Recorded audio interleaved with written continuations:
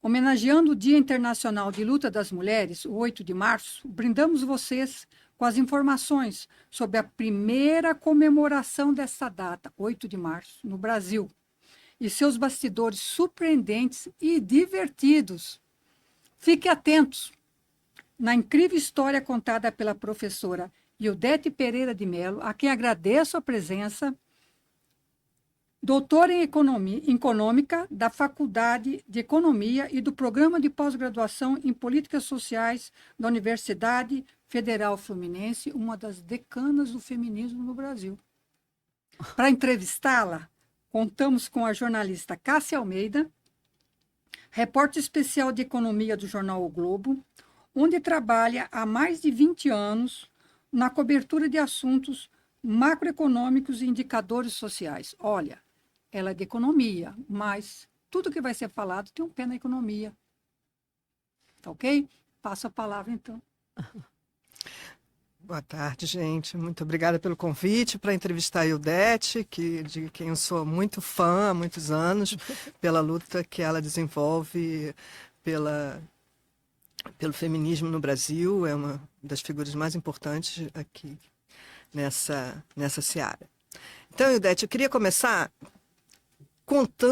que você contasse um pouco essa história do feminismo no Brasil, porque você acompanhou toda essa luta passo a passo, até a gente praticamente não ter mulher no mercado de trabalho, hoje ela seria metade das mulheres. Queria que você contasse um pouco dessa sua história no feminismo, que se confunde com a própria história da luta das mulheres. Olha, boa tarde, bom dia para vocês. Eu agradeço o convite de estar aqui e estar contando com uma jornalista tão significativa e importante para nós, as mulheres, no Brasil. Porque a Cássia, ao longo desses 20 anos dela, ela tem feito uma cobertura no possível sobre a presença das mulheres no mercado de trabalho e da política, porque não deixa de ter uma perna casada com a outra. Na realidade, o feminismo no Brasil, ele já existe desde do século XIX. Né? As mulheres já brigaram para votar e ser votada. Essa é a primeira luta das mulheres na história política do mundo, porque em todos os países o voto feminino não os homens conquistaram esse voto na primeira metade do século XIX, mas as mulheres não. As mulheres não foram consideradas como eleitoras, como tendo direito de participar da decisão das políticas que o Estado deveria traçar e implementar. Então, a luta pela cidadania é uma luta que as mulheres desenvolveram no Brasil já no momento da proclamação da República. Eu preciso chamar dar um detalhe. Eu diria que a luta pela abolição é o primeiro momento em que as mulheres tomam partido político na vida brasileira. E em seguida, a abolição, como vocês sabem, anda juntas com a República. Então, uma em 88 e a outra em 89. Então, as mulheres acreditaram, as que participaram da luta pela libertação da população negra, acreditaram que a República que ia chegar ia conceder o direito de votar e ser votada, porque essa já era uma discussão que as inglesas, as francesas, as chamadas sufragistas já desenvolviam, e nos Estados Unidos, porque os Estados Unidos é o primeiro país em que essa explosão da luta pelo direito ao voto aconteceu em meados do século XIX, na década de 60. Então, esse panorama é um panorama que no Brasil acontece, né? As mulheres perderam, porque quando a Constituição Republicana foi escrita, se colocou o seguinte no capítulo: os eleitores que sabem ler e escrever podem votar e ser votado. Você aprendeu na escola que o plural é no masculino. Olha o que deu. Aí o ministro da Justiça, Cesar Alvim, interpretou: os eleitores que sabem ler e escrever são os homens. E disse: não, eleitores é masculino. Então não aceitem nunca que o plural seja no masculino. Ele é masculino, por mais que seja desagradável fazer uma barrinha e botar um A e um S junto, eleitor, tem que botar. Porque na hora que está fazendo as leis, você a interpreta como quer. Como o poder quer, não é como você quer, como o poder dita. E levou 40 anos as mulheres lutando para votar e ser votada. Isso só vai acontecer na década de 30. Né? Mas os anos 20 são anos que o Brasil, a mulherada no Brasil pegou fogo. Quer dizer, claro que tinha uma base, quer dizer, não era só as mulheres ricas e brancas, não. Essas estão na frente. Mas tinha também negras, tanto que uma das eleitoras da segunda Constituição brasileira é da Tígrafa, que é negra. Então, que foram as feministas que estavam dentro do movimento feminista. Ora, essas questões todas, a gente conseguiu o direito de votar e ser votada. Só que o voto era obrigatório para as mulheres funcionárias públicas. Para as mulheres, as outras, era optativo. Portanto, você vê que mesmo na década de 30, o direito de votar e ser votada também não foi aberto de forma igualitária. Ora, o feminismo, então... a década de 30 é uma década muito tensa, porque você vai ter uma explosão entre a Primeira Guerra, que é de 14 a 18, e depois a Segunda Guerra Mundial, que é de 39 a 45, e essa tensão explode também no Brasil, porque tem a crise de 29, a crise econômica, que desorganiza a economia cafeeira, portanto, desorganiza a política no Brasil, que era a República foi proclamada pelos paulistas, mineiros e os cariocas aceitaram como puderam, entendeu? Os cariocas não, os fluminenses. Então, porque era a zona do café. Então, isso tudo vai explodir quando, depois da Segunda Guerra Mundial, esse feminismo pujante que estava presente praticamente em todos os estados brasileiros, as pesquisas mostram isso, tinha grupos de mulheres lutando pelo direito a votar e ser votada no Brasil inteiro.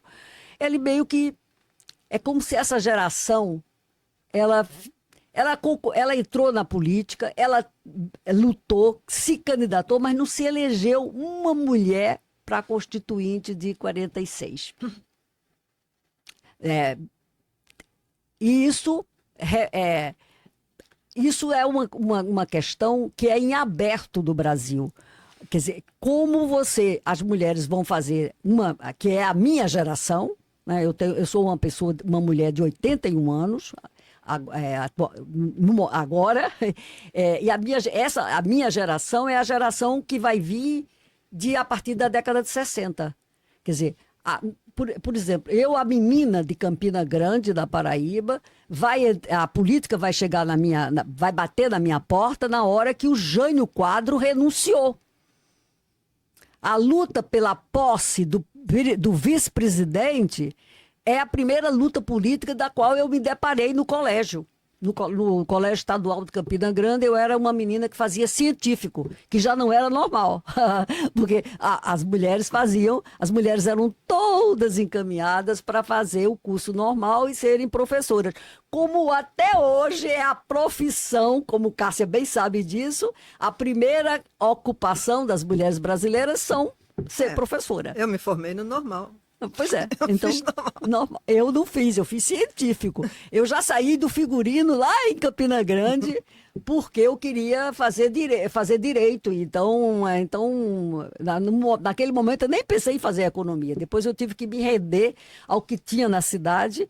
Não tinha faculdade de direito, tinha faculdade de ciências econômicas. Eu fui lá e gostei para burro. Porque é bom você misturar uma parte quer dizer, quando você olha o Estado, você tem que olhar a economia e você tem que olhar também como é que a política é vivida.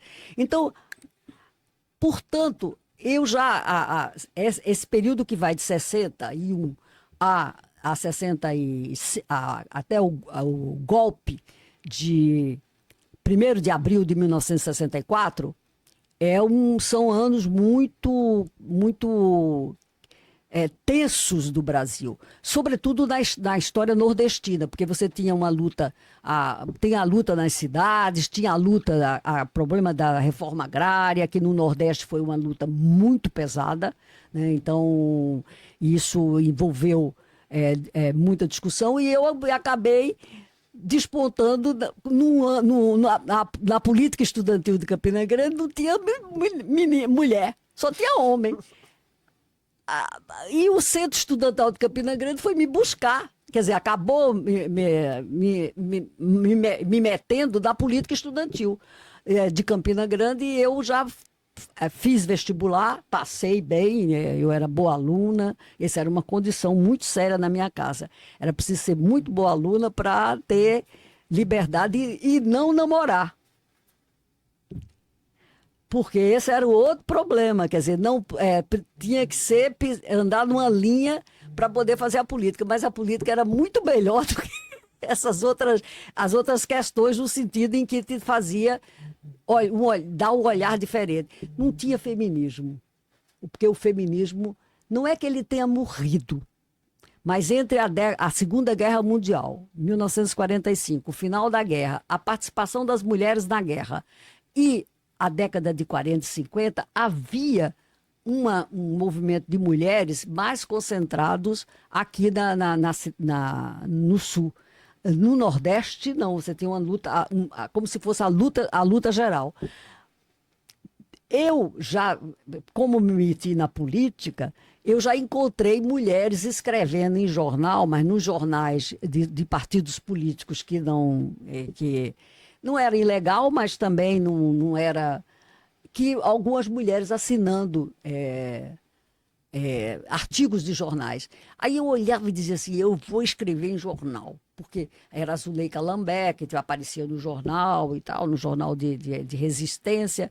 Isso tudo, aí teve o governo Arraes, né? O governo Arraes também criou o movimento pesado, o movimento de cultura popular. A gente resolveu... O Centro Estudantal de Campina Grande fazia educação para analfabeto, né? Eu aprendi o método Paulo. Eu tive aula com Paulo Freire em 63, lá do Recife, para ensinar a primeira palavra que a gente escolheu era panela. Panela, quatro sílabas que são emblemáticas, porque você ensina a sonafonia, pá, pé, pi, pó, pu, dané, li, lolu. Então, isso tudo. E o prefeito de Campina Grande chamava-se Newton Rick e era do PTB. Então, quer dizer, como ele era do PTB, ele tinha uma aliança. Então, essas coisas todas, você mistura a política local, movimento estudantil e umas meninas aparecendo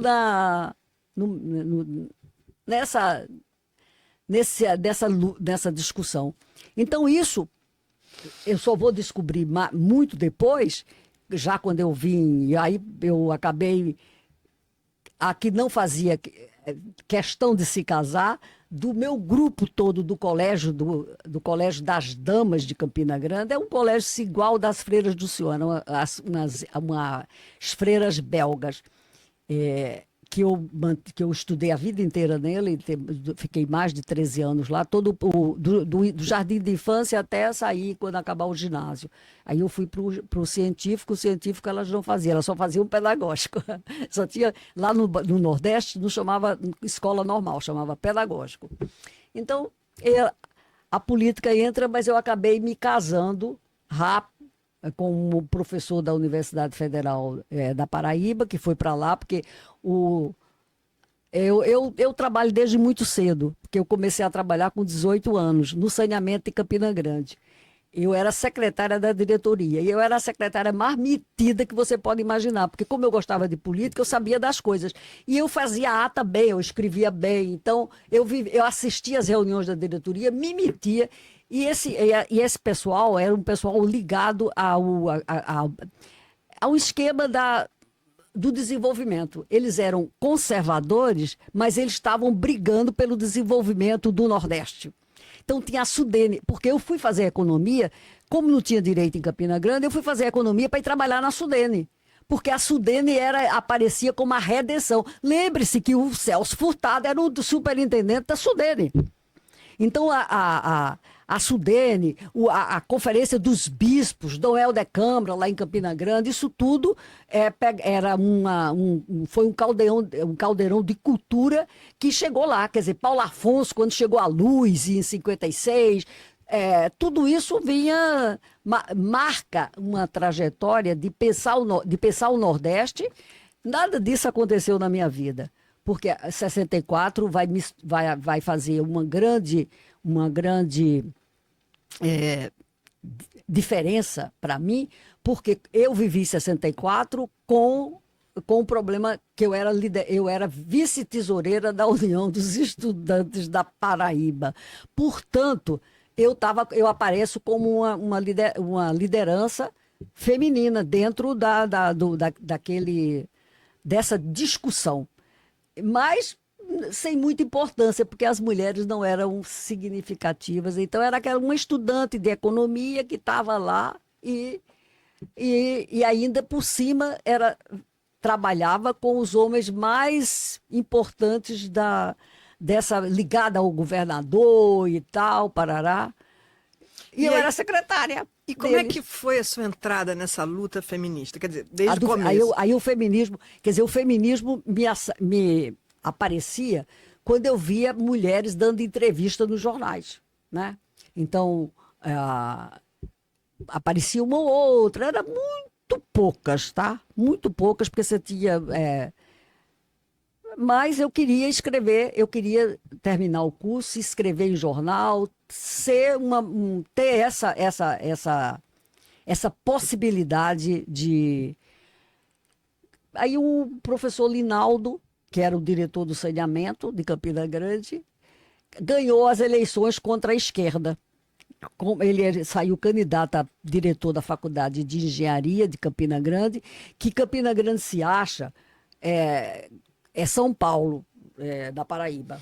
Então, Campina Grande achava que as pessoas de João Pessoa eram preguiçosas.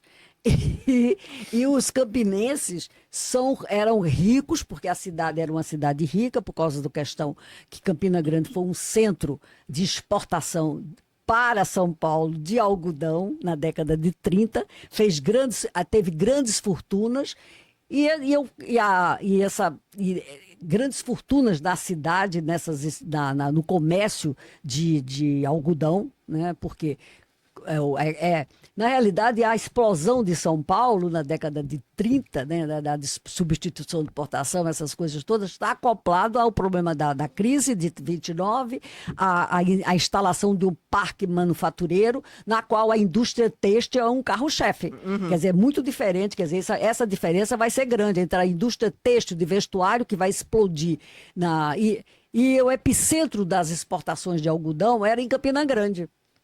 Então, essa ligação é uma ligação interessante. Esse povo com quem eu trabalhei no saneamento de Campina Grande era o pessoal da nova geração dos engenheiros, dos advogados da Paraíba, que estavam no projeto do Brasil Grande. Conservador, mas grande. Não, do Nordeste, do Celso Furtado já era um pouco diferente, porque aí vai ter um cruzamento com as ligas camponesas. Mas as ligas camponesas não são da Sudene, entendeu? Elas estão, mas a Sudene, a agricultura nordestina era muito hostil à Sudene.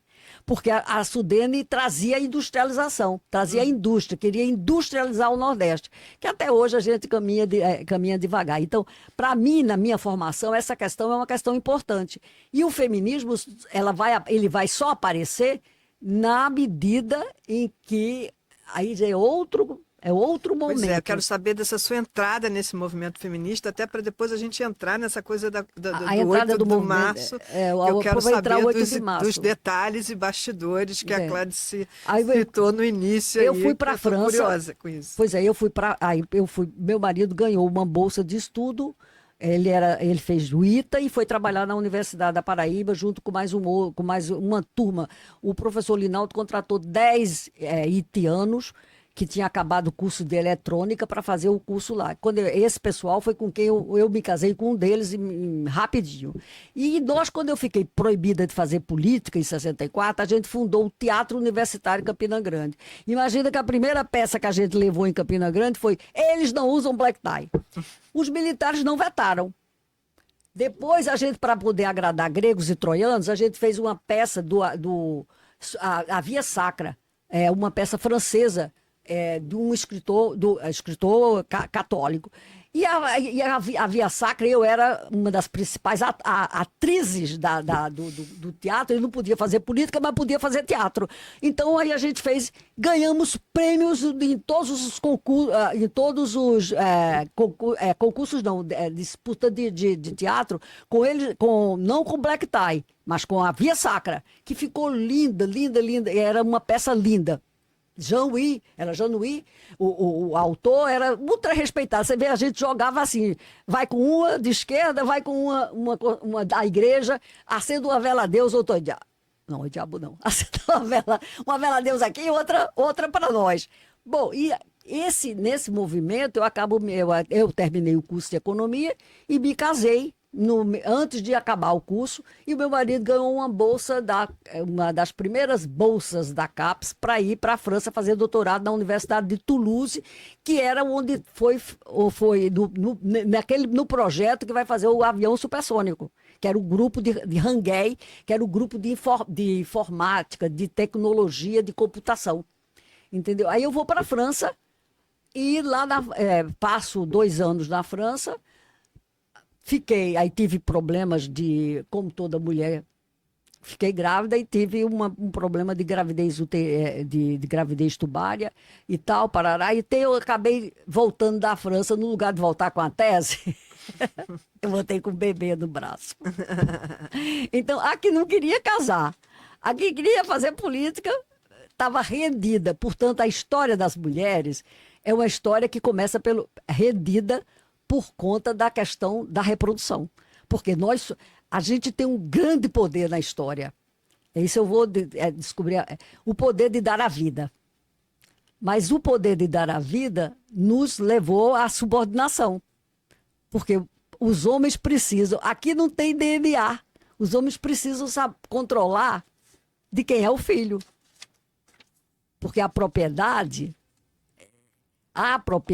passa para os descendentes do dinheiro. Uhum. Então, essa questão da monogamia, que só era para o lado das mulheres, não era para o lado dos homens e tal. Então, tudo isso monta um esquema de que quando eu venho quando eu volto da França,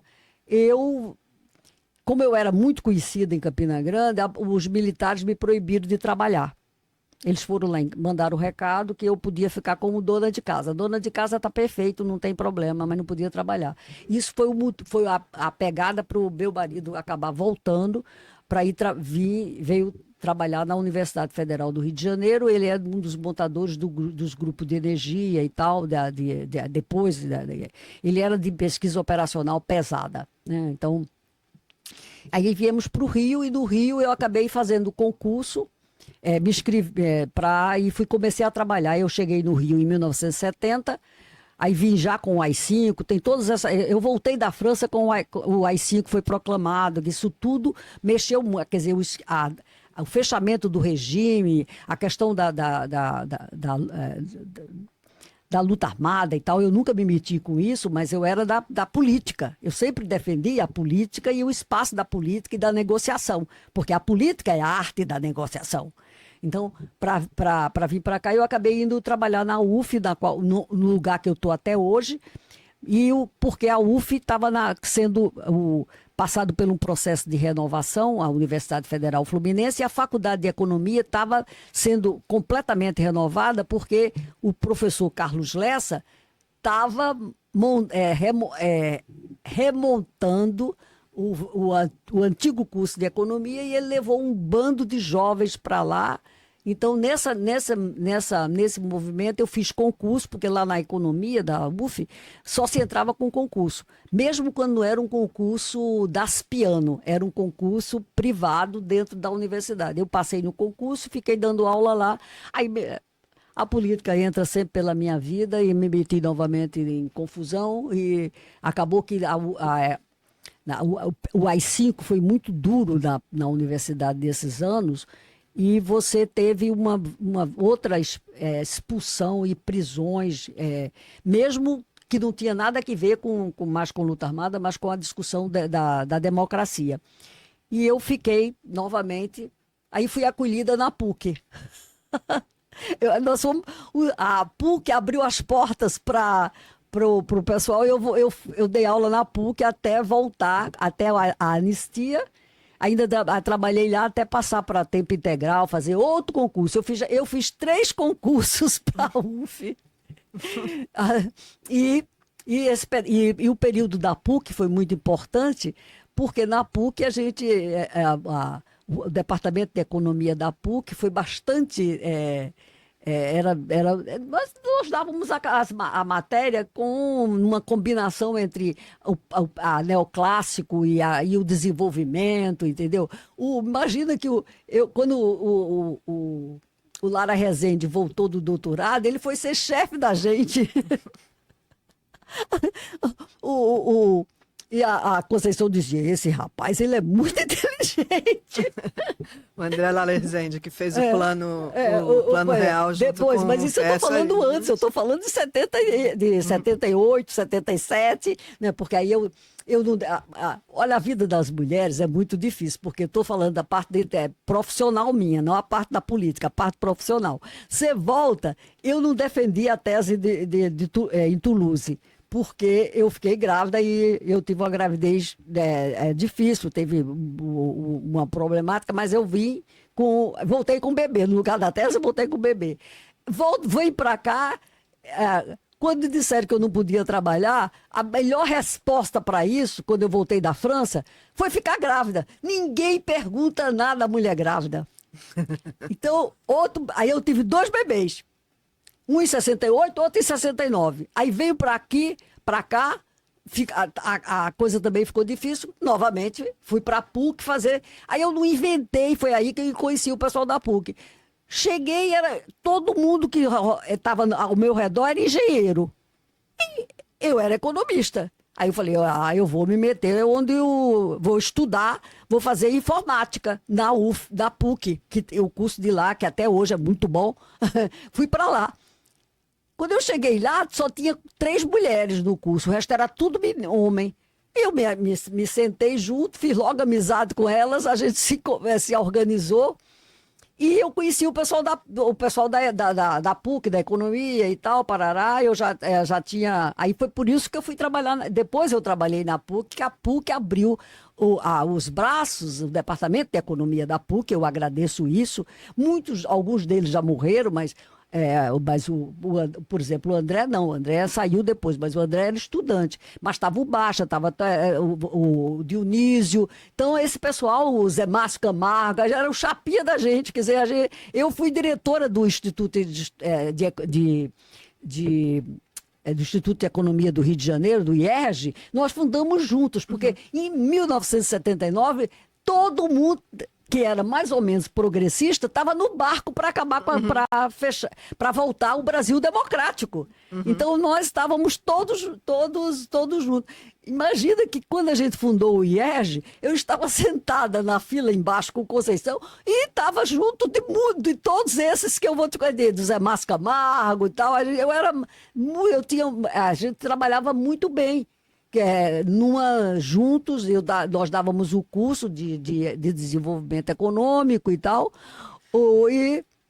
E como é que aconteceu essa comemoração do 8 de março aqui no Brasil? Aí quando eu comecei a estudar a história das mulheres, mas aí eu já estava até com o doutorado pronto, porque eu não fiz doutorado em feminismo, eu fiz tanto mestrado Porque aí eu repeti tudo aqui. O que eu fiz na França, eu meio que só. Eu tenho um diploma de um curso de desenvolvimento de humano que eu fiz, que eu, inclusive, fui aluna do Maurício Biei, que é o orientador da tese do Celso Furtado. É tão engraçado, né? Ele vinha de Paris para Toulouse.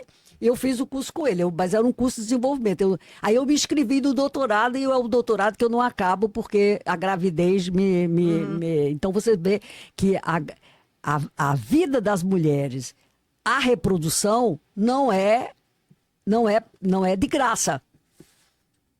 E ela pega os melhores anos da tua vida. Porque você está na casa dos 20 anos. Eu terminei o curso de economia com 22 anos e me casei imediatamente. Eu me casei antes de terminar o curso, né, na realidade. Então, essa questão ela é interessante porque quando eu vim para cá, quando eu cheguei no Rio, nós, 75, né, com a explosão do Ano Internacional da Mulher, aqui do Brasil ainda não estava se movendo essas questões. Né? Foi em 1975, né? Mas o governo brasileiro não gosta de ficar mal na fita. O Geisel mandou uma delegação para a primeira conferência, para o Ano Internacional da Mulher, que é a primeira conferência que a ONU vai fazer na Cidade do México em 75. Em 75, quer dizer, só para a gente situar, em 1975 a ONU estabelece um dia para... Não, o Ano Internacional da Mulher. Então, porque, na realidade, a ONU está respondendo à pressão do movimento feminista americano, inglês, italiano, francês. Porque a guerra do Vietnã, ela vai, 68, vai fazer um divisor de águas, e os campos, as mulheres entraram muito mais mulheres a partir da Segunda Guerra Mundial nas universidades, e a escola, aí o feminismo está diretamente ligado, Cássia, e à escolaridade. A essa possibilidade de você sair, avançar na escolaridade e disputar o mercado de trabalho. Aqui entra o mercado de trabalho. Porque você tem uma barreira no mercado de trabalho, que ainda está presente. As mulheres ganham, em média, 80%. 80% do que ganha o homem. Hoje. Mas o dado de 1970, que eu pesquisei já, nós ganhávamos 56% do que ganhava um homem. E se você pegar, quanto mais escolarizada for a mulher, menos a diferença é maior. Porque na miséria todo mundo é igual. Então, ganhando salário mínimo, todo mundo é igual. Apesar que as mulheres têm muito mais salários mais baixo do que o mínimo. E quando você pega a escolaridade, o prêmio da educação é enorme. Para quem está me ouvindo, estudar é valioso. Para os homens, ele é 3 vezes maior, é uma viagem à lua. Para as mulheres, não. E aí a história das mulheres, quer dizer, essa história das mulheres, como eu virei feminista nessa virada, porque eu fiquei perseguida, eu fui estudar. Peguei livro da Eliette e fiz um grupo de mulheres, das mulheres dos colegas do meu marido do ITA, porque meu marido fez o ITA. E agreguei, eu não podia, ficamos estudando o livro da Eliette Safiotti. Aí eu falei, não, mas a gente estuda, mas a gente tem que ir fazer política. O Centro da Mulher Brasileira, o Ano Internacional da Mulher está aí. O Geisel levou a Berta Lutz, mandou a Berta Lutz como representante do Brasil. Gosta de ficar bem na fita. Berta já era uma senhora, uma mulher velha, era como eu hoje, eu sou hoje. Mas estava doente, mas ela foi para o México e é engraçado que muitos anos depois eu encontrei com a chefe de chancelaria do Itamaraty, que hoje ela é embaixadora Vera Barroso. Ela foi acompanhante da Berta Lutz na viagem do México. E a Eloneida cobriu E também então a Eloneide Stutt, quer dizer, essas pessoas todas, essas mulheres, a Vera Barroso depois eu conheci quando ela era cônsul do Brasil na cidade na Flórida, lá em Miami, porque eu fui para um congresso de mulheres, já em 94. Quer dizer, então o feminismo entra na minha vida nesse momento, na década de 70, chegando no Rio de Janeiro, eu tinha uma tradição de participação política, no movimento estudantil, mas eu nunca tinha me metido com o negócio de sindicato nem nada. Então, aqui no Rio, quando eu chego, eu vou para a universidade, aí vou trabalhar na UF. O professor Lessa era muito engraçado. Sabe o que ele fazia com a gente? Ele levava os professores do Departamento de Economia da UF, isso em 73, 74. No sábado de manhã, meu marido ficava com os meninos ali na praia de Copacabana, a gente ia para casa do Lessa de manhã para estudar com ele. Era uma coisa, para mim, era um caído do céu, porque primeiro que o livro do Lessa com o Castro, Antônio de Barro Castro, era a Bíblia dos cursos de economia. Vocês sabem que ele já está agora já provavelmente eu acho que não está mais, já não se usa mais ele. Mas ele era a Bíblia da economia. Me deparo com isso e eu vou para a casa do Lessa, eu e o grupo da economia da UF, que ainda hoje tem alguns remanescentes, tudo homem, porque na economia só tinha eu, né? Por exemplo, a Ruth Dueck entra, mas eu já estou lá dentro quando eu digo, vai ter concurso, vai e faz. Aí a Ruth Dueck foi, mas a Ruth não era desse grupo, do grupo de desenvolvimento, isso é posterior. Então a gente ia estudar na casa do Lessa. Era um apartamentão ali na praia de Copacabana, na esquina de Santa Clara, com a Atlântica. Era lindo. E o Lessa passava de 10 horas da manhã a 1 da tarde dando aula para um grupo dos 10, 12, 15 pessoas. Era o pessoal da economia da UF. Eu era a única mulher do grupo. O resto das meninas não. Então, eu tive essa facilidade de ter vivido esse tipo e ter aproveitado, Cássia, esse tipo de programação. Aí depois como eu sempre gostei muito de história, então eu fiz uma tese de mestrado com a história da Eletrobras. Uhum. Porque tem um pé na energia, tinha um pé Mas aí voltando um pouco, você começou a falar que em 1975 teve um ano internacional da mulher. E aí era isso a ligação para a gente entrar no 8 de da março. Mulher né? Brasileira. Uhum. Porque o 8 de março vai aparecer acoplado ao Centro da Mulher Brasileira. Porque a comemoração do 8 de março, embora tenha sido uma comemoração que já existe desde o começo do século, né? Então, ele é ligado às mulheres socialistas. O 8 de março não era bem visto, porque, embora aqui no Rio, por exemplo, nós levantamos, a primeira comemoração no Brasil do 8 de março foi em 1947. E você vai ter, o Rio de Janeiro ainda era a capital da República, né? Então você vai organizar, você já tinha uma liga, uma associação de mulheres que já disse, voltando, mulheres brancas, algumas, as pardas, porque o Brasil é um país que está misturado, bastante misturado, mas era um pessoal escolarizado. Então, e tinha também mulheres de políticos, do senador Vitorino, do Maranhão, a Nuta. Então, tinha mulheres conservadoras que também estava. A Dona Nuta é uma mulher, Dona Nuta Bartley, é uma mulher que está nessa raiz do 8 de março de 47. Entendeu? Você tinha uma associação, porque as mulheres elas são elas têm um estatuto inferior, seja rica, seja pobre. Elas passam, a discriminação e a desigualdade está presente na sociedade. Então, não importa, é rica, mas ela é subordinada. Ela pode ter um exército de empregada doméstica, mas ela dirige a casa, porque quando você faz as estatísticas, você sabe que eu tenho, ainda hoje eu tenho 40% das mulheres que são donas de casa, gente.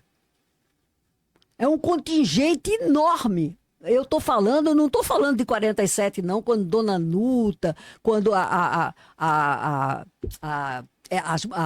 outras que vão explodir, Zuleika, as que se elegeram, porque nós já elegemos algumas mulheres, por exemplo, para vereança no Rio de Janeiro, que estavam ligadas às mulheres de esquerda. Em 46, o Partido Comunista era legal. Ele foi logo em 47, ele foi colocado na clandestinidade e você tem as duas vereadoras da Câmara do Distrito Federal perderam os mandatos. Mas, e tinha uma jornalista. Ou isso é outra coisa. Você quando pega a política, a presença de mulheres ligada ao meio jornalístico, e a meios de comunicação é muito grande, porque são as mulheres que a sociedade, de uma maneira ou outra, conhece. Aparece no jornal. A Dona Nuta estava ligada ao filho, ao Vitorino, que era o senador e tal, e ela era uma conservadora, mas ela estava lá fazendo um respaldo. A primeira comemoração, a gente fez um levantamento, essa questão da pluralidade das mulheres, de ter sindicato, algumas de sindicato, porque as mulheres estão no sindicato, mas elas não estão nas direções de sindicato. Nem mesmo só no das domésticas, tem agora, as domésticas daqui do Rio de Janeiro, tem uma longa tradição de ter só mulher. Mas quando você pega a organização Cuidadoras, por exemplo, você vai encontrar um homem que está por trás de organizar firmas de cuidado. Não era nem firma, era associação de cuidador. Porque a cuidadora e a empregada doméstica é uma separação da década do século XXI. Nós não fazíamos essa separação antes. A gente chama... tanto que foi o Jair Bolsonaro que vetou, né? Porque as cuidadoras fizeram tentaram criar uma classificação separada. Porque como empregada doméstica uma categoria extremamente desvalorizada, porque é um trabalho de mulher, né? O que a empregada doméstica faz? Cozinha, lava prato, lava roupa, toma conta de criança, é babá. É o papel nosso, é o outro lado, porque eu sou uma mulher e sou uma trabalhadora. Então é o outro lado. Então e as domésticas é a maior profissão das mulheres brasileiras. Se você pegar o censo de 1872, 1920, 40, 50, 60, 80, 70, 80, 91, 2000, 2010, 2022, que não teve de 20, doméstica. Agora não. A escolaridade, a doméstica não é a maior profissão agora. Ela perdeu a primazia no ano de 2013. Na PNAD de 2013, as domésticas que, ao longo de toda a história do trabalho da mulher no Brasil, era o primeiro lugar, era a primeira ocupação, elas caíram para o terceiro lugar. Aí ficou comerciária, e o comércio hoje ela é a maior ocupação, tanto para homem como para mulher. Comerciária, aí tem... Mas, interrompendo, professora, nessa questão do 8 de março, tem uns bastidores que a Clárice disse que você conta sobre como é que foi outras comemorações. O que aconteceu aí, que eu quero saber esse que ninguém sabe, né? A gente sabe das informações, quando foi e tudo mais, mas quais foram os bastidores dessa comemoração de 8 de março? Se isso aconteceu, quer dizer, mais recentemente, né? Que você participou. Não, porque até nós, quer dizer, houve as comemorações da década de 40, de 47, como eu falei, aqui no Rio de Janeiro. Depois, o feminismo, quando eu vim para o Rio, o feminismo estava meio assim, capenga, né? Berta estava velha, o grupo dela era um grupo de mulheres bastante, ainda existia, um grupo da Berta, mas elas eram mulheres muito. Até essa pianista tem tem ela está viva ainda, não sei se ela não está viva mais não. Que eu ainda fui, porque eu ainda frequentei um pouco eu ia a algumas reuniões dessas mulheres do grupo da Berta, né? Que a Berta já tinha morrido. A Berta morreu em setembro de 76, no ano seguinte, mas eu fui para o Centro da Mulher Brasileira. Quando eu vim para cá, eu acabei conhecendo com a expulsão da UF em 73, em 76, eu fiquei sem chão, né? Fiquei sem emprego e a polícia no calo. Aí eu fui estudar o livro da Eliette e chamei as mulheres dos amigos do meu marido para a gente estudar juntas. Aí esse negócio deu certo. Lá em casa era uma discussão, eu morava em Copacabana. E aí eu disse assim, mas isso aqui não tem futuro. A gente já leu o livro da Eliette Safiotti, isso foi em 76. Vamos para o Centro da Mulher Brasileira. Porque nós só temos saída se a gente fizer política. Não podemos fazer política num grupinho que lê o livro. Então tem que sair para o mundo. Aí eu levei, nós fomos todas. Claro que ficou algumas, aí todo mundo foi, mas algumas ficaram, outras foram, entendeu? Como sempre, né? Fomos para o Centro da Mulher Brasileira. O Centro da Mulher Brasileira era na Franklin Roosevelt, 39. Chegando lá, quer dizer, eu conhecia todo mundo, porque como eu via de partido político, eu era do MDB, com Ruth Escobar, com aquele povo, eu conhecia todo mundo se conhecia. Era 2 salas, um banheiro e tal. Aqui o prédio agora está lindão, mas éramos lá que a gente se reunia todo sábado, e às vezes reunia durante a semana. E aí começamos a montar, a fazer os grupos. Aí tinha aí apertamos os laços com Branca Moreira Alves, com Jaqueline, Leila Linhares, Comba eu já conhecia conhecia pelo lado da política, né? Porque estava ligada à turma do ITA, né? Porque essa turma do ITA, que eu fui para a PUC, que eu fui fazer o curso de informática, e depois acabei indo para a faculdade, para o departamento de economia, que foram tempos muito interessantes. Também lá desse período, fundar o IES, aí a política já entrou na minha vida meio devagar.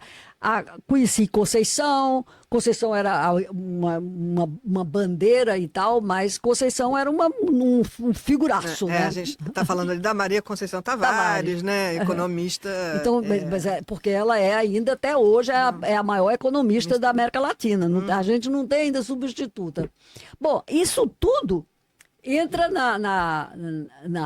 nessa questão do Centro da Mulher Brasileira, e nós ficamos, já 76, 77, setembro de 76, 77 e tal, nós vamos fazer as coisas, vamos aproveitar primeiro, vamos chamar as mulheres trabalhadoras, porque você pega as mulheres, a dona de casa é muito difícil de você chegar lá, porque é uma por dentro de casa.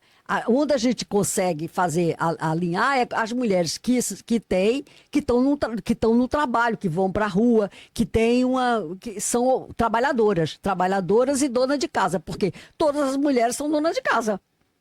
E quando você pega os dados de pesquisa, isso já é um passo à frente, Cássia, você percebe que o trabalho não pago, o trabalho do amor, como é chamado, é um trabalho que é uma jornada. As mulheres declaram, a primeira vez que a estatística saiu, em 2001, as mulheres declararam 29 horas de trabalho não pago, e os homens 10. O Cláudio considera, porque na UF, nós fizemos uma rede que até hoje ela está em pé, que é o Cláudio Considera, Alberto de Sábato, que é o marido da advogada Come Marques Porto, que era da informática. Então, a gente fez uma rede pela universidade, quer dizer, do ponto de vista da academia, foi vital para a gente consolidar uma área de estudo, a economia. Ninguém falava de economia feminista. Quer dizer, primeiro porque economista feminista que estava na rua, era eu. As outras tinha professora, mas eram poucas, mas e as pessoas não faziam essa liga. As maiores militantes do feminismo eram junto do pessoal da sociologia. As sociólogas eram mais próximas, e o pessoal da história, mas não da economia. Porque, primeiro, que mulher é muito pouca na profissão. Quando você pega entrando na universidade, hoje, eu tenho dados já para 2012 e tal, você tem que as mulheres são 27%, 26% das vestibulandas de economia. As mulheres se diplomam primeiro que os homens. Porque quando eu pego os diplomados, os graduados de economia para o Brasil, você já tem 32% de mulheres, porque as mulheres são muito obedientes. Nós somos treinadas para dizer sim, mamãe, sim, papai, sim, meu amor. Essa esse é o treino que a gente teve desde pequena.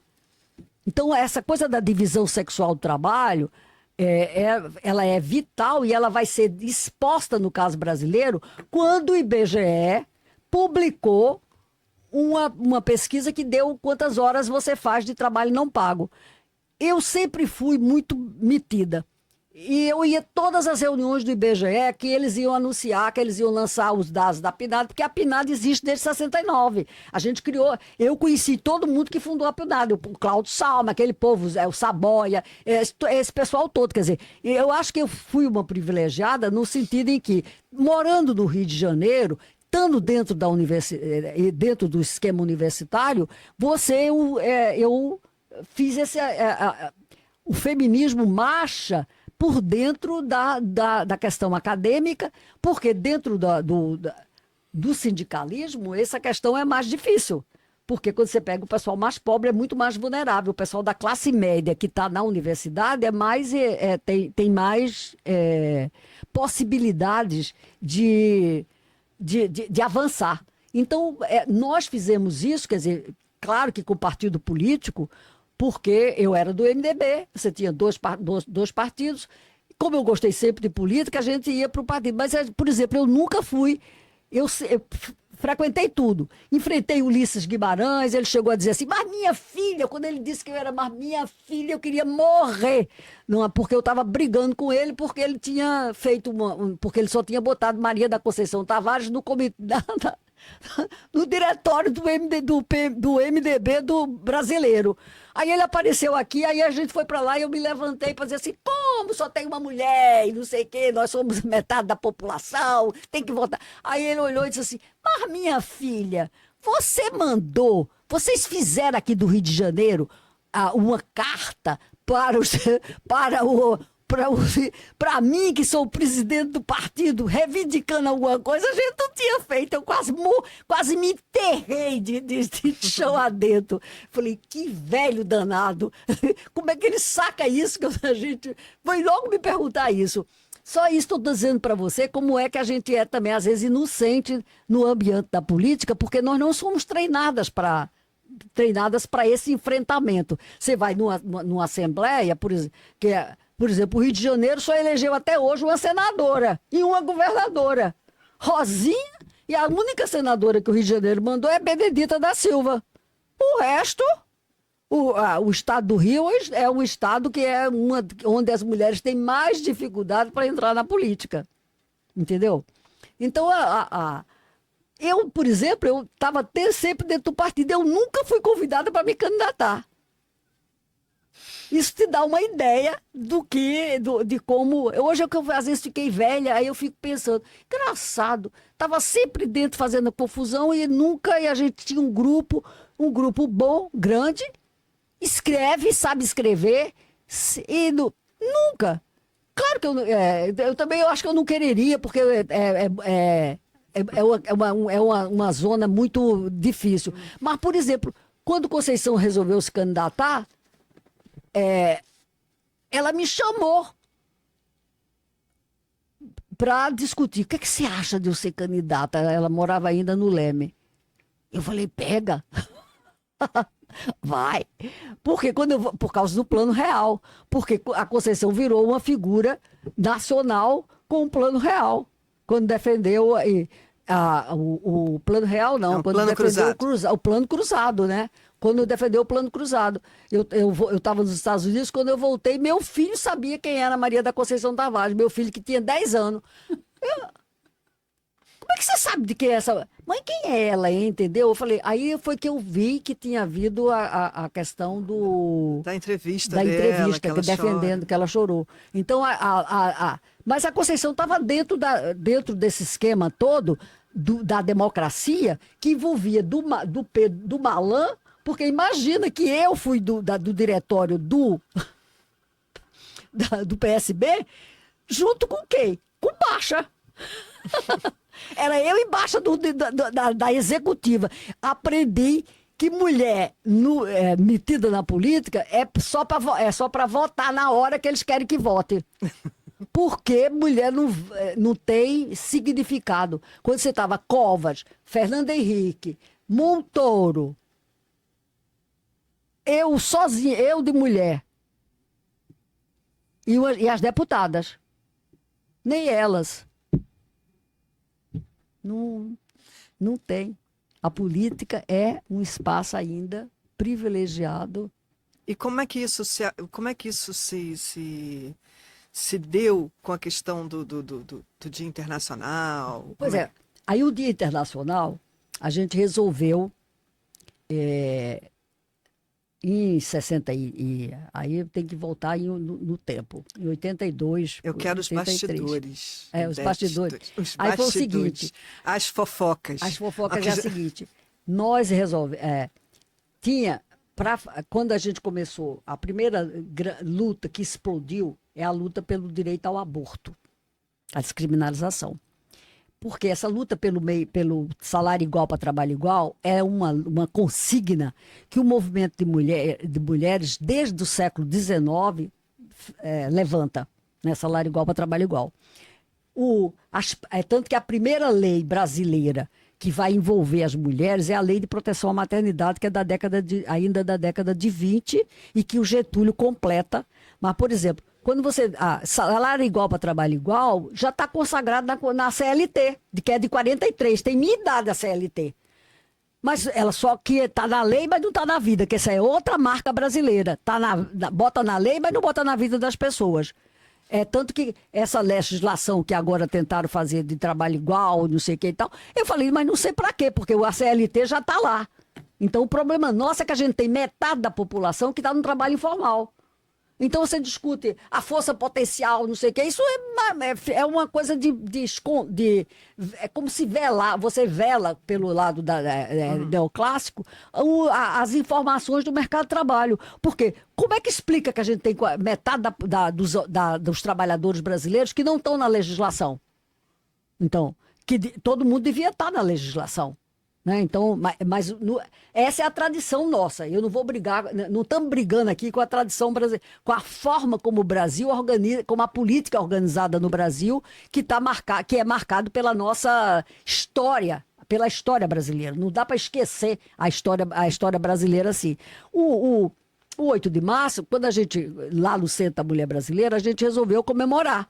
Né? Então, primeiro a gente ganhou um dinheiro. Com essa história, tinha uma associação, isso é uma disputa que a gente toca pouco, Cássia, isso é o bastidor, eram os bastidores. Era o problema do que você explodiu no mundo na década de 60 a questão da superpopulação dos pobres do Brasil. Então, você entrou com a pílula, esqueci de contar, que a pílula é algo extremamente significativo da vida das mulheres. A pílula é de 1960, gente. Então, que você faz a primeira pílula que ela aparece. Mas a pílula faz com que o destino feminino não seja uma gravidez indesejada. Porque quem não quiser, porque qualquer outro método contraceptivo, ele é sujeito a não ser infalível. Quer dizer, infalível só a Santíssima Trindade, né? mas não é. A pílula não. A pílula, se você seguir direitinho, você não engravida. Então, quando a pílula sai, o Brasil cresceu a taxas entre 1940, já de 20 já estava alto, mas sobretudo o censo de 40 já mostra que a taxa de crescimento da população brasileira, a taxa de fecundidade, era 6%.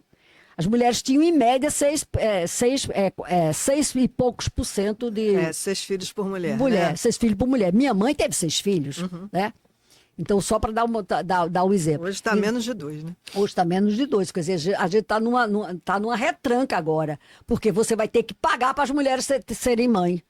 Porque se fizer essa política que fizeram com minha avó, comigo, não vai ir para frente. Entendeu? Tem alguma coisa que a gente precisa depois. Aí você estava contando sobre esse negócio da pílula. Surgiu um dinheiro. Surgiu dinheiro. Por quê?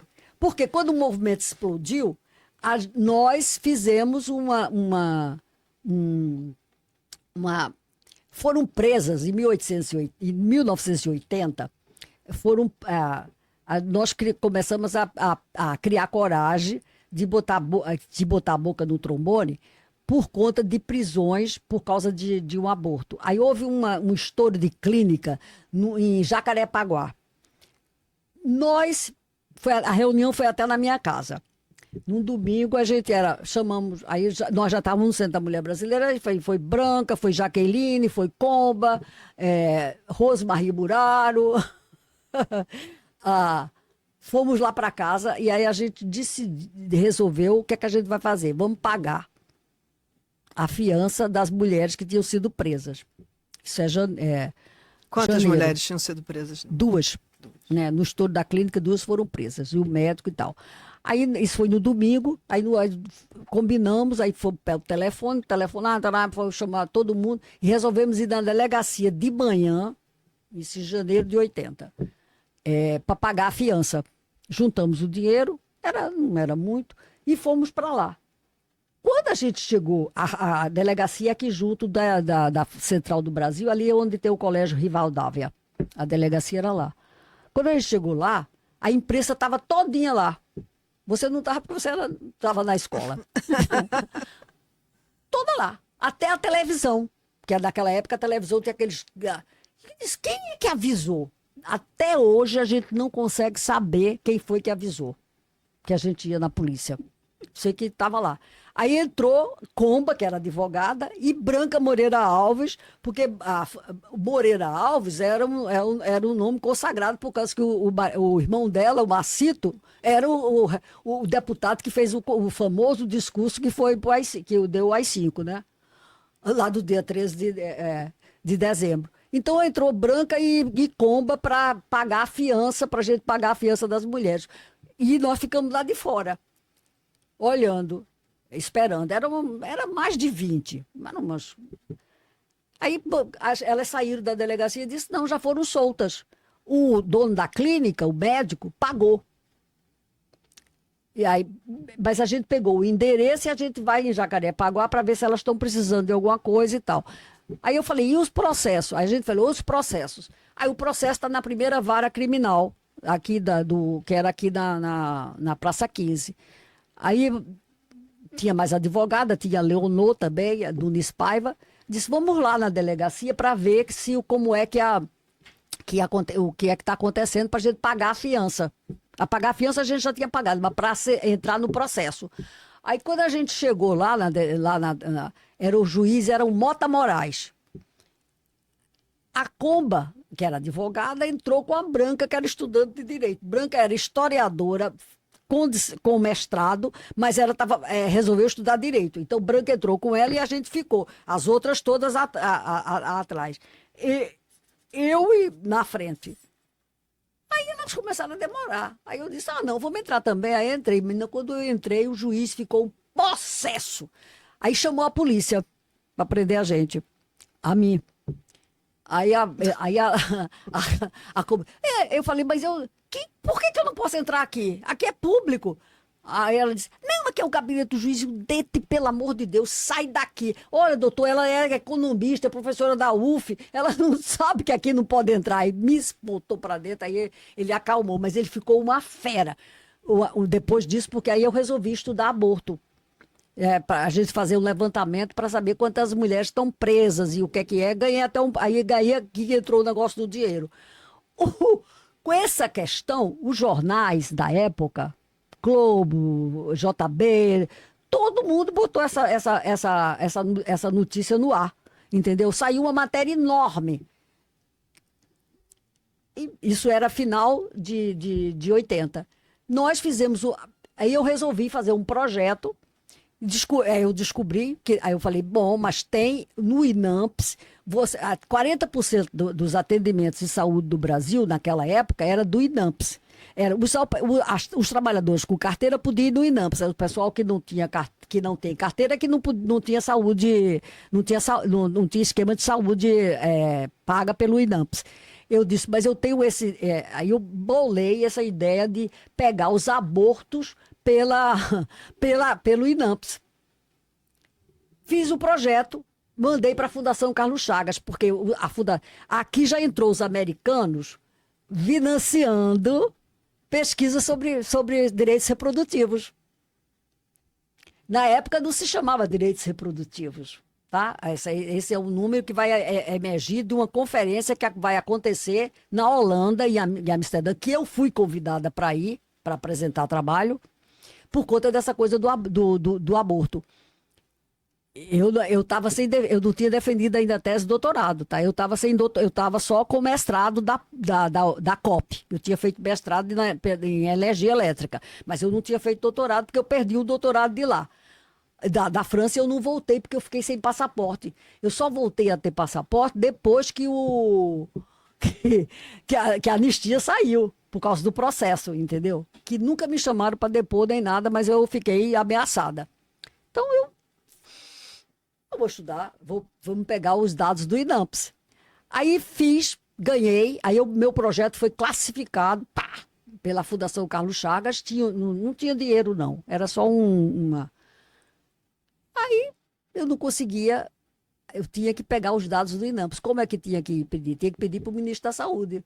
Aí o que é que eu fiz? Aí os jornais são maravilhosos.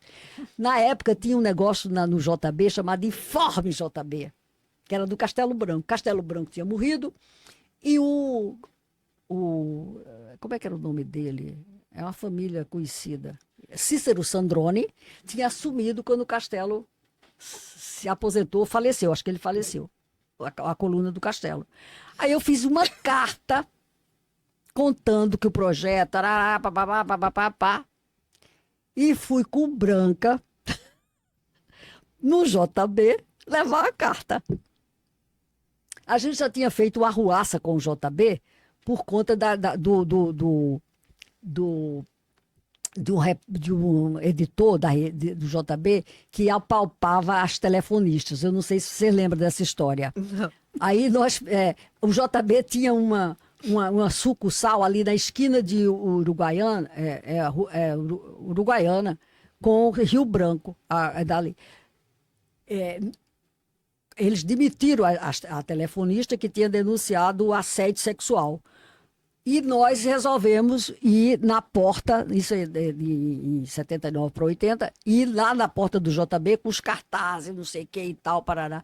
Aí o Modesto, Modesto na época era deputado federal, veio correndo, saiam daqui que a polícia vai baixar o JB, já chamaram a polícia, eles vão prender vocês. A gente saiu tudo correndo de lá, entendeu? Mas o JB já tinha essa marca. Aconteceu isso depois. Aí eu fui lá, levei a carta para o Sandrone, Sabe o que foi que aconteceu? Aí o Sandrone pegou a minha carta, fez uma ediçãozinha e publicou no informe, no outro dia. O ministro da Saúde ligou para mim. O Jair Soares, que ele queria ser governador, candidato a governador pelo Rio Grande do Sul. Pra você ver como é que a política entra Ele viu a nota, aí ele ligou, mandou ligar para mim. Olha, a senhora pode ir no Ministério da Saúde, para a DataPrev, que a senhora vai obter os dados e tal, parará. Eu, muito bem, corri para lá. Ele já tinha nomeado o meu pediatra como diretor do INAMPS, do INAMPS, que era o Júlio Dickstein. Doutor Júlio disse, o que é que você está fazendo por aqui? Era o pediatra das minhas crianças. Eu falei, eu estou aqui, eu vou receber os dados. Ele ria de se acabar, entendeu? Claro, aí eles deram os dados para a gente, quer dizer, das clínicas de obstetrícia e de ginecologia. O aborto ele é a terceira causa de morte feminina na gravidez. Aí você tem cesariana, parto natural e aborto. Chama curetagem pós-aborto. Os dados a gente conseguiu, fez a pesquisa e eu fui fazer entrevista com as mulheres aqui da maternidade da Praça 15. Eu não sei se vocês lembram que a maternidade da Praça 15 era uma maternidade especializada. Eu fiquei 4 meses lá entrevistando as mulheres que tinham chegado com o processo de abortamento. Todas que chegaram eram abortamento, ninguém tinha provocado. Tinha metido um monte de permanganato dentro da vagina, mas ninguém tinha provocado nada, entendeu? Jurava de pé junto. Tinha uma que gritava quando entrou, que ela tinha se queimado toda com o permanganato. Nunca mais quero ver homem, nunca mais quero ver homem. Eu ria de me acalmar, falei, claro que vai querer ver. Mas isso tem que ter cuidado, né? Aí, mas eu peguei, depois que eu acabei essa pesquisa, eu entendi que eu sou economista. Então, eu não podia ficar com a questão da saúde, é uma questão mais fechada. Eu meio que fechei. A gente fez mil confusões com a história do aborto. O aborto está até hoje ainda é criminalizado, né? Criminalizado na pauta. Conseguimos fazer uma só para feto e anacéfalo e tal. E o que tem o 8 de março a ver com essa história toda? Porque o 8 de março, a gente fez uma passeata, e logo depois disso, fez uma passeata no Rio de Janeiro, que é antológica. Antes disso foi o seguinte, a gente fez um projeto para Pathfinder, que ele ofereceu, eu, Branca, Leila, para fazer uma pesquisa sobre aborto. É essa pesquisa de aborto que vocês que eu contei. E nós ganhamos $30 mil. Sabe qual foi o dia que eu ganhei? Aí o cheque veio do nome da Branca. Foi ela que assinou e eu estava junto. Era Branca, mas ela era a presidenta. A gente criou um tal de uma Casa da Mulher Trabalhadora que nunca existiu, que estava dentro do Centro da Mulher Brasileira, e fizemos o projeto. O dinheiro saiu para fazer filme, para fazer uma socialização das mulheres com a história da gravidez. Isso é 81, 82, 83. Quando o projeto saiu, veio um cheque. A Danda Prado ia para Nova York passar uns 15 dias. A Danda levou o cheque para trocar o cheque. Levou.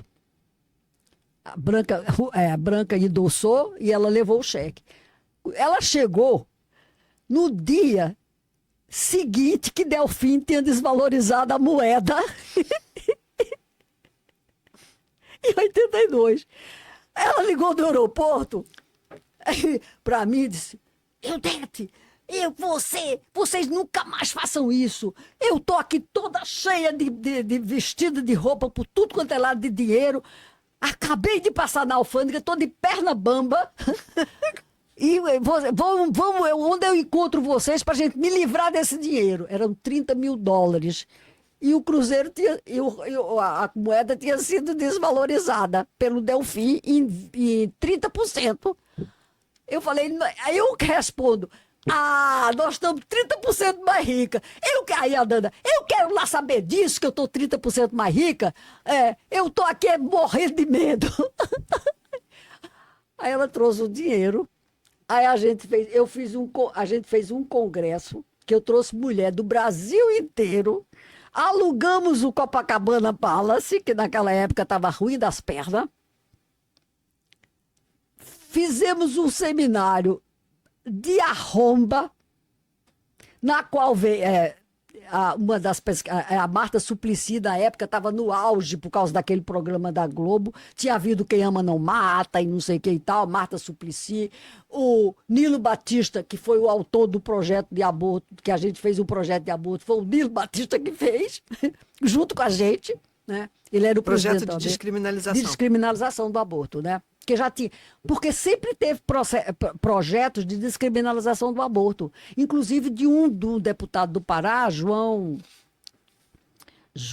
Moreira, não, que a mulher dele tinha morrido de aborto. Aí ele fez do aborto, porque a mortalidade por aborto é muito alta. Mesmo quando você não fez não foi um aborto clandestino, entendeu? Foi um aborto natural, porque 13 a 15% das gravidezes acabam em aborto. As pessoas nem sabem, você às vezes menstrua, faz uma menstruação mais pesada, na realidade era um óvulo que tinha sido fecundado, entendeu? E aí esse seminário bombou.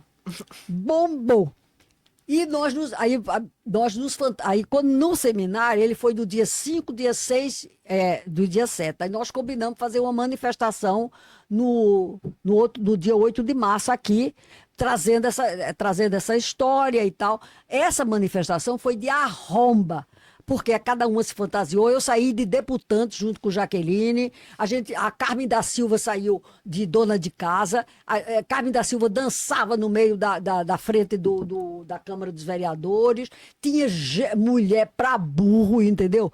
Então essa é... Quantas pessoas nessa manifestação? Eu diria que teria mais entre 1.000 e 1.500 pessoas. Naquela época era muita gente. Aí o feminismo toma uma explosão. Ele já estava comendo pelas bordas e nós aparecemos. Aí foi capa em tudo quanto é jornal, porque você pega Rosisca e Marisca, que elas eram irmãs, de deputante, eu de deputante não, de normalista, foram comprar uma farda de normalista na rua, na Avenida Passos, e saíram de dentro da loja vestida. A vendedora não entendia porque que aquelas duas a Marisca era mais velha do que a Rosisca. Saíam da loja vestida de normalista e toda lampeira para ir para passeata, entendeu? Olha, eu saí com o vestido da Ruth Dueck, que eu jurei que eu não ia rasgar, que era o vestido de deputante dela de Belém do Pará, da Ruth. Por aí foi, e nós... Então ficou um novo marco de 8 de março, né? Aí a partir daí... Como se fosse o dia, o 8 de março brasileiro. Brasileiro. Quer dizer, da explosão da segunda leva. Tinha havido já na década de 40, logo depois da guerra, né? Mas ele volta pesado, porque as mulheres da década de 50 vai ter projetos com relação à questão das mulheres. Lembre-se que a gente conseguiu o projeto da dona de casa. Quer dizer, quando a mulher casada, ela era totalmente subordinada ao marido. Quer dizer, essa questão, o Estatuto da Mulher Casada, que é de 62, ele é uma virada. As pessoas conhecem pouco a história de como...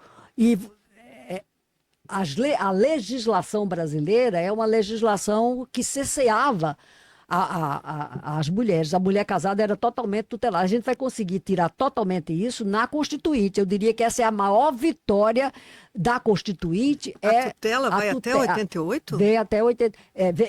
Já em 62 a gente tirou, porque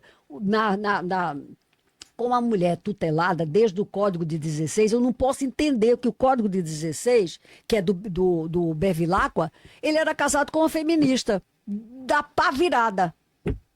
Mas aí fica mantido. Ficou, não, O que fica mantido até não, 88? Até 88 é o problema da chefia conjugal. Porque você tirou em 60. Porque é o seguinte: as mulheres só podiam trabalhar fora de casa até 62 se o marido consentisse. Se o marido não quisesse, ele ia no emprego e dizia assim: você tem que demitir minha mulher. E o patrão tinha que demitir mesmo. Tá? Aí, em 62, a gente conseguiu. Até Romi Medeiros é uma das autoras do projeto, que também foi para o centro. Romi Medeiros também foi para o centro. Mas o que ficou até 88? Ficou, até 60... tirou que o marido não podia mais tirar a mulher do emprego. Isso a gente tirou. Uhum. Eu tenho artigo escrito sobre isso e tudo na revista de Economia Feminista. Em 88, essa negociação de que a chefia conjugal é do homem e da mulher. Chefia compartilhada. Compartilhada. Essa questão é uma negociação já do centro da mulher brasileira. E aí entra em 88, em 88, na Constituinte. Professora, vendo isso tudo, tem mais algum detalhe que ela deixou de contar para gente sobre esse 8 de março? Não, ela foi bastante completa, né? Bastante completa nessas reminiscências, né? E é formidável a gente ver como, nesse momento, não tão forte em 47, mas muito forte na década de 80, nesse início, que ela não precisou a data, se foi 83 ou 84. Não, 83. Em 83, vocês veem em que há uma participação já de diversas ideologias, diversos modos de pensar o feminismo, né? Quando ela cita, por exemplo, Carmen da Silva, né? A Carmen da Silva, para que vocês são mais jovens e não conheceram, era o que nós chamamos hoje de influencer. Era uma jornalista, uma escritora, jornalista, que escrevia e que era amplamente lida pelas jovens na senhoras, revista Cláudia. Né? Exato, na revista Cláudia, bem lembrado. Né? E ela tinha um fã-clube imenso, era uma influencer da época do comportamento feminino. Não é? Então, se você tinha a Carmen da Silva, que também estava ali, naquela passeata, pleiteando pelos direitos das mulheres. Tá? E como tinha também a Ildete, puxando, né?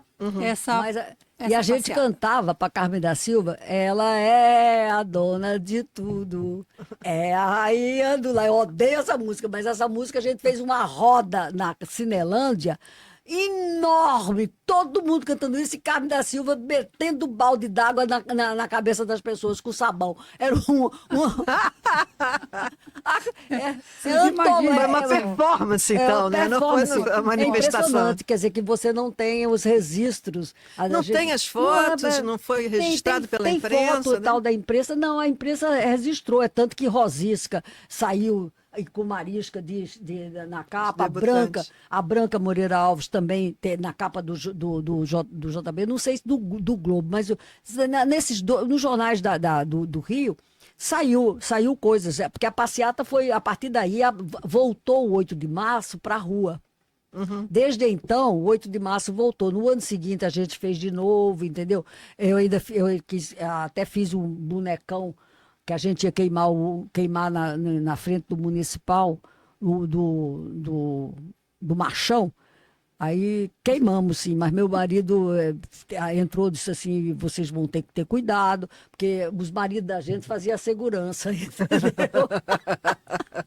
É importante. É bom ter aliados homens também nessa... Sim, para fazer um pouco a segurança. Porque a mulher que busca, né, os seus direitos, né, as suas oportunidades em igualdade com o homem, mas não excluindo o homem, porque se ela busca em igualdade, é porque eles estão... Mas os parceiros da gente, Exato. Quer dizer, os casamentos feministas ficam muito sujeitos a que o parceiro também tenha uma simpatia e não seja um opositor e tal, entendeu? Então essa é Agora, assim, para a gente dar um fechamento aqui, desse seu período todo de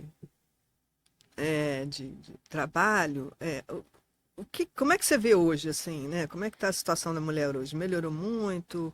Aí você dá um fecho aí. Veja, só para Cássia, olha, como você sabe, quer dizer, a situação, a novidade do século XXI, que eu diria mais forte, é o movimento é o feminismo negro.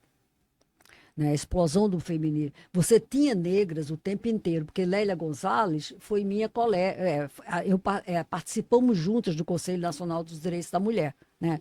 Viajávamos uma vez por mês para Brasília, com a Lélia estava junto conosco, mas Lélia, por exemplo, ela foi candidata, ela não, a gente não, as coisas, por exemplo, a gente não conseguiu que essas feministas, Lélia, por exemplo, Rosemarie Muraro, todo mundo se candidatou em 86 e ninguém foi eleito, entendeu?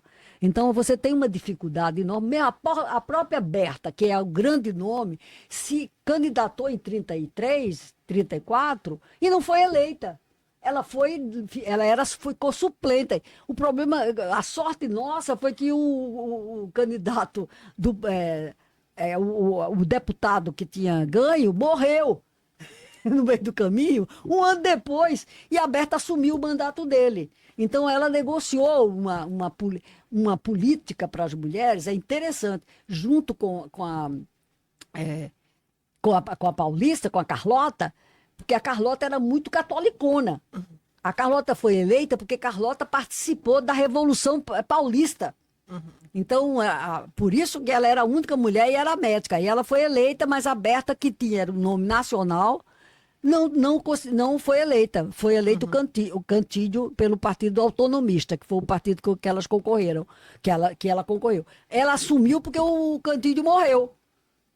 Mas então você acha que hoje essa é a questão do feminismo negro, né? De trazer todo mundo junto, trazer todas as mulheres que ficam para trás. Quando eu voltei de Brasília, do conselho, eu trabalhei na SPM, na gestão da Nilceia e depois da Eleonora. Aí eu voltei para a universidade, quer dizer, claro que eu sou aposentada, mas eu continuei na universidade, na pós-graduação.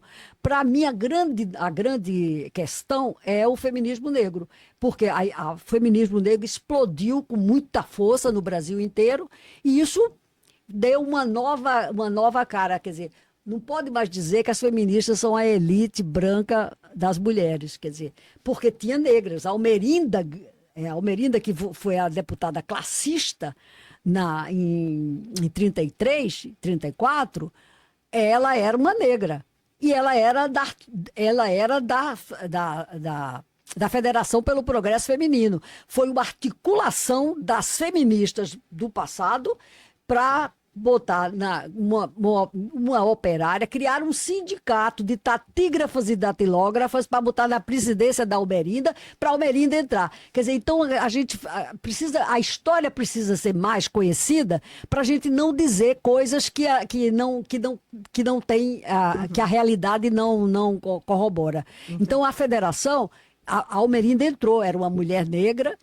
E a Almerinda viveu muitos anos, até 91, aí a gente foi atrás dela, né? Pesquisa, dissertações de mestrado. E isso mostra como você faz um casamento, mas o feminismo negro é a novidade forte desse momento. Porque quando você olha a população negra, como a população negra é o Brasil, então, esse tipo essas pessoas dentro dessa discussão e disputando a política pública é muito importante. É vital para que a vida continue, para que a luta continue. Eu acho que a gente já abordou assim o tema de uma maneira bem importante, né, sobre o seu trabalho, a vida e a importância do 8 de março, a importância do feminismo, né, para você buscar a igualdade da luta feminista, né? Prazer, e eu não sei se a Cláudia tem mais alguma colocação, mas eu acho que a gente pode fechar aqui com essa aula que a gente teve da Ildete, falando sobre a história do feminismo no Brasil, desde o começo, e como ela se confunde com isso, e essa nova manifestação que traz um 8 de março de novo para as ruas, que foi uma da iniciativa delas e de todo o grupo que trabalhou naquele período. Eu agradeço muito o convite de vir aqui entrevistar minha amiga e E espero ter ajudado aí Sem dúvida. nessa. Foi espetacular. Vocês ouviram e nós, em nome da Engenharia pela Democracia, ENGD, o Clube de Engenharia, a Associação Brasileira de Engenheiras e Arquitetas, ABEA Nacional, o Programa de Pós-Graduação em Estudos Pós-Graduados em Política Social e o Programa de Pós-Graduação em Biblioteconomia da Unirio, nós agradecemos vocês terem nos assistido e queremos convidar vocês para os próximos eventos. Logo, no dia 19 de março, nós estaremos de volta com a Ildete falando sobre a questão da igualdade de oportunidades e de salário para as mulheres. E, portanto, fiquem de olho que estamos aí para vocês terem mais informações e poderem participar da história da construção dessa igualdade das mulheres no Brasil.